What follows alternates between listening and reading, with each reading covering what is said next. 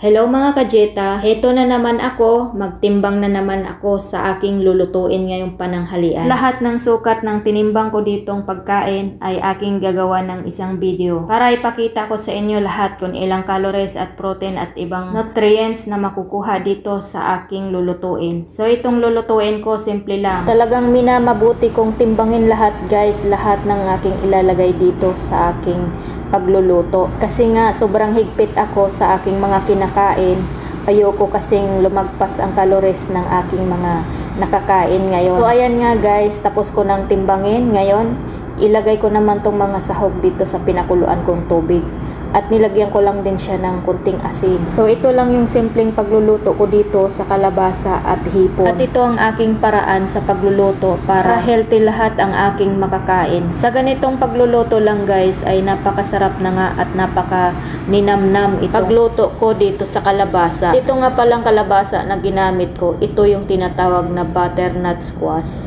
Ito ay manamis-tamis. Ang hipon nga pala na nilagay ko guys, meron siyang balat. At ang balat ay hindi siya kasama sa timbang. Nagdagdag ako dito ng paminta at itong paminta hindi ko na tinimbang kasi kapiraso lang naman ito at tiyak naman na wala na tong calories. At habang luto na tong isang putahe ko, magluto pa ako ng isa pang lulutuin ko guys. So magtimbang-timbang na naman ako dito guys. At dahil gusto ko kumain din ng paa ng manok, kaya ito ang dinagdag kong niluto ngayon sa aking pananghalian. At ito naman ang kasunod kong timbangin, ang sangkap dito sa aking gagawing lulutong paa ng manok. Nahulaan nyo na ba kung ano ang lulutuin ko dito sa aking paa ng manok? At siguro nahulaan nyo na to at isa rin ba sa paborito ninyo ito? Alam nyo ba guys, mula nung nag-calorie deficit ako, dito ko lang nalalaman na lahat pala kahit yung mga sangkap ay meron siyang sukat sa calorie at sa protina at iba pang mga nutrients niya. Kaya sobra talaga akong curious dito sa mga pagkain. Na ngayon, unti-unti ko na talagang inaaral ang mga pagkain. At 1 month na nga ako mahigit sa calorie deficit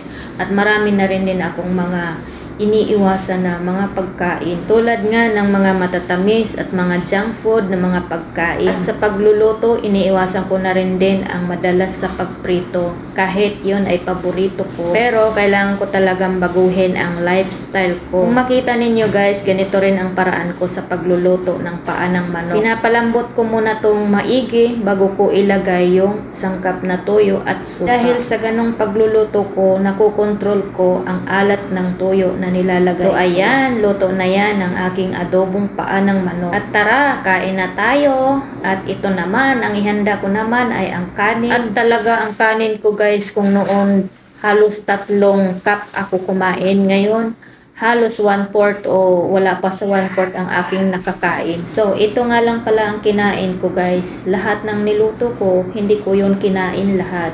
At ito na nga lahat guys ang resulta ng aking pananghalian na niluto ko. Kita ninyo guys, ang aking calories ay lumagpas ng 1,596. Ang minimum lang na dapat kong kainin sa loob ng isang araw ay dapat nasa 1,200 lang ako. Kaya nag-adjust ako sa pagkuha doon sa aking niluto. At kumuha lang ako ng sakto lang na kinain. At yun na yung kinain ko, tanghalian at hapunan at kinabukasan. So ayan, thank you for watching.